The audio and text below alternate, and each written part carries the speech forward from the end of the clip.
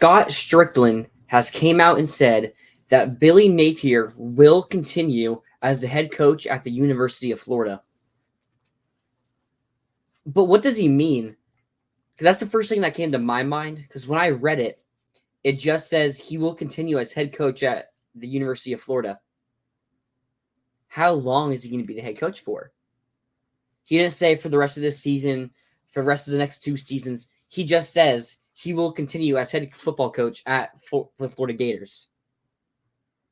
So does that mean till the end of the season, which is what everyone is taking it as? Or is that just a ploy to help recruiting so recruits aren't as worried about Napier being fired? I think it's very interesting. Let's get into this, though. I think the first thing we need to talk about this impacting is our current roster. Our current team has obviously been improving so much since the bye week.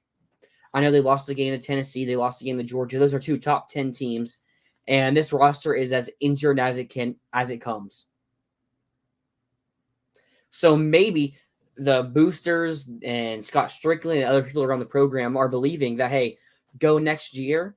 You bring back most of this roster, still a very young team, add some players from the portal. As Pete Nakos has said, Florida will be putting a lot of focus into the transfer portal. And you're looking at a team that's fighting for a playoff spot and hopefully hosting a playoff game next year.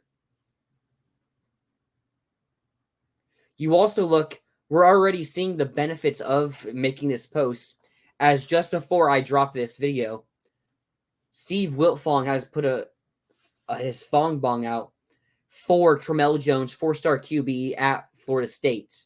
So not only are we getting a QB to be some good depth for us, he's also a rival's player. A QB really is the most important player of your class when you really think about it. They're the ones who's going to bring everybody together. They're the ones who's going to hold everything together.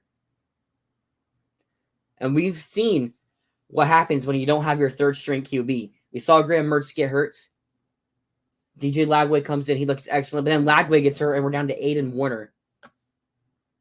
So having a third-string QB is really more vital than it seems.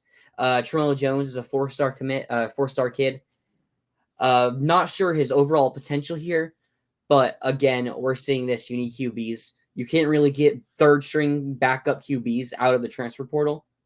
As you saw, we brought in Clay Millen, and he got beat out by another walk-on transfer from Yale, Aiden Warner. So getting these kids out of the recruiting depths is huge for this team. You also got to look at other kids that we will be committing, because like right now, we do have the 51st this ranked class, and everyone's pointing at being bad, but there are some other kids, some other 4-stars, some 3-stars who are looking at that will bring this class up to not the Gator standard, not where people thought it would be under Napier, but to not humiliating depths of how bad it could be. Now, I don't know if I like this move. It's a really difficult move to make. I actually give Scott Stricklin a lot of props for doing this, because personally, I've said I would want us to wait until really after the Ole Miss game, see how we're looking against them, because we're going to beat FSU. It would take the entire team opting out for us to lose to FSU. So we should really beat FSU. So that game kind of doesn't matter. But the other 3 games, I want to wait to see how the team is still competing, if they're still playing for the coach, and if they can still compete with these teams, even if DJ Lagway plays or not. We might have a video soon on that, but so it's a really tough thing to make, because waiting could hurt the recruiting class, but improve the overall program in the future. But doing it now improves this class and is going to put a lot more, I don't know if I want to say trust, because a lot of people already are off Billy, and I know the reactions out there right now are just horrendous. I mean, people are talking about rioting this because of this news. So, I mean, I'm willing to give Napier one more season, but I really wanted to see how this year ends. But again, Scott Stricklin, very vague in how he worded this. Talks about building his foundation. How much of this is on boosters just not wanting to pay for a new coach? I mean, we don't really know that. We don't really know because we remember earlier in the year after I think the A&M game, ESPN made a post saying that Florida boosters have the money to fire Napier. So you got to think this isn't a money issue. I think it's more of an issue of we don't know if there's a better candidate or a candidate who's good enough out there to where firing Napier makes enough sense. I mean, with the 12-team playoffs, some candidates who couldn't make the 14 playoffs, so maybe they need a little bit of elevation, like a Marcus Freeman or a James Franklin. Well, they're now very likely going to make the 12-team playoffs, if not every year. And with the moving up of early signing day to December 4th, we're less than a month away already from signing day. You can't really wait to go get those guys. You have to make your coaching hire in a snap. You have to do it right now. Or, I mean, before the FSU game, you would hope, because the FSU game is on, the 30th, 31st? That gives you 3 days to hire a coach and have him bring guys in as recruits. And then the transfer portal time has also been shortened. College football is making it a tough world. I do like these changes now that I look at it, though, from an overall perspective.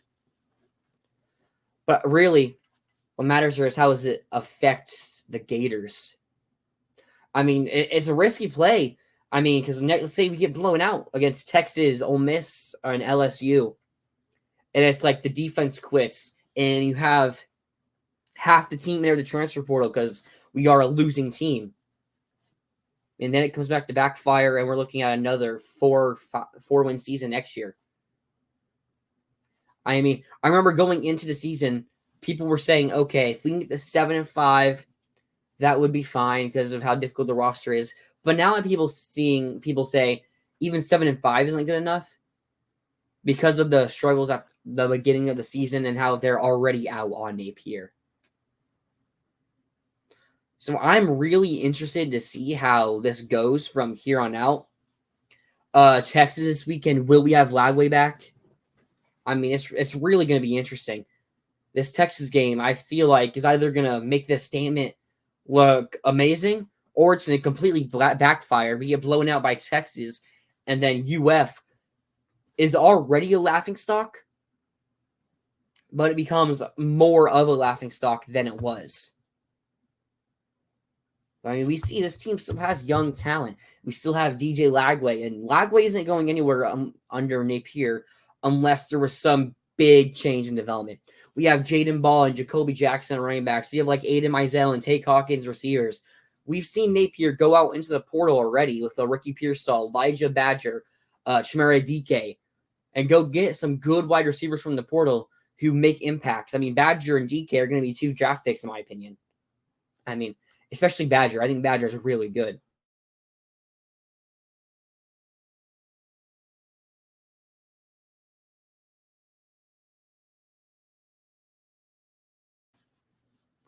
So we have some young talent there that people don't really look at as much as they should. Defense, we do lose a good bit of seniors in the defense. But again, it's kind of like the offensive line where we do have highly rated depth pieces that, as long as they step up, could be good next year, as well as bring in some more transfer guys.